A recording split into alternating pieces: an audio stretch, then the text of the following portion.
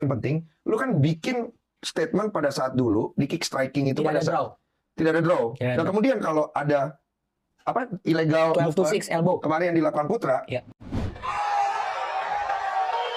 diskualifikasi. Nah, jadi gini, 12 to 6, semua pelanggaran itu ada level-levelnya. Jadi misal dilakukan sekali, biasanya peringatan dulu yang benar. Kemarin kenapa langsung dikurang minus poin? Karena langsung mencederai lawan. Ya kan dia begini. Merugikan lawan. Gue nggak tahu juga karena posisinya Putra memang dia melindungi begini. Entah dia karena ngerti kan posisi Ronald positioning gitu. Ada yang bilang Ronaldnya nunduk, ada yang bilang gerakannya memang ke arah yang ilegal. Jadi ada 2 POV kan.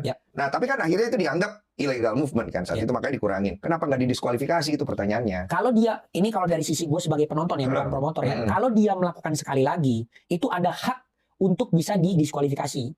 Karena apa? Karena dia udah dikasih peringatan keras, minus poin, atau sama dengan kartu kuning. Kalau misalkan di Combat Sport tuh, kalau dia ngelakuin lagi, sengaja lagi, itu baru bisa didiskualifikasi biasanya. Waktu di video yang lu di Clipper itu, lu nggak jelasin begitu. Nah, itu sebenarnya memang gini kan. Jadi kesannya lu kayak pembelaan diri. Iya. Ngerti. Jadi kalau misalkan gua nih, kalau bisa dijelasin ya, kan ada 3 proses dalam pengembangan rules UCC. Gua nih di UCC gua pengawas, bukan pengurus harian, bahkan bukan ketua pengawas, walaupun gue yang memprakarsai.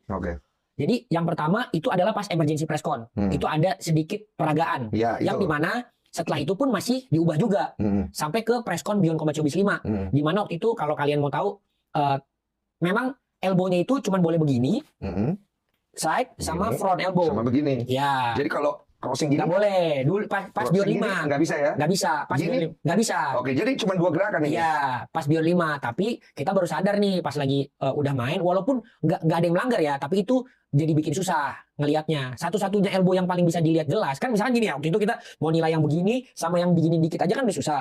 Yang paling kelihatan itu adalah yang begini doang. Dan ini yang paling gampang cedera dan mengakhiri pertandingan sebenarnya. Jadi makanya yang dilarang itu cuma 12 to 6 elbow. Yang dari atas ke bawah. Dari atas ke bawah. Yang Putra lakukan. Yang Putra lakukan. Sisanya setelah itu ada pengembangan lagi ketika Beyond Madness. Memang mungkin tapi klipnya cuma pendek. Antara begini sama begini itu beda dikit loh.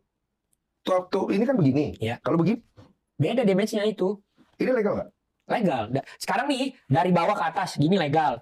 Begini legal. Begini legal. Begini legal, cuman begini dong yang nggak boleh. Oh berarti ada pembaharuan dari Beyond 5 ke Beyond 6 Benar. itu. Tapi itu terinformasikan nggak? Terinformasikan ke semua fighter dan juga penonton ada, gue ngomong. Emang ya? Ada di press conference, di apa namanya di live TikTok juga gue bikin. Oke. Sebenarnya yang harusnya dilakukan pada saat kejadian 12 to 6 elbow itu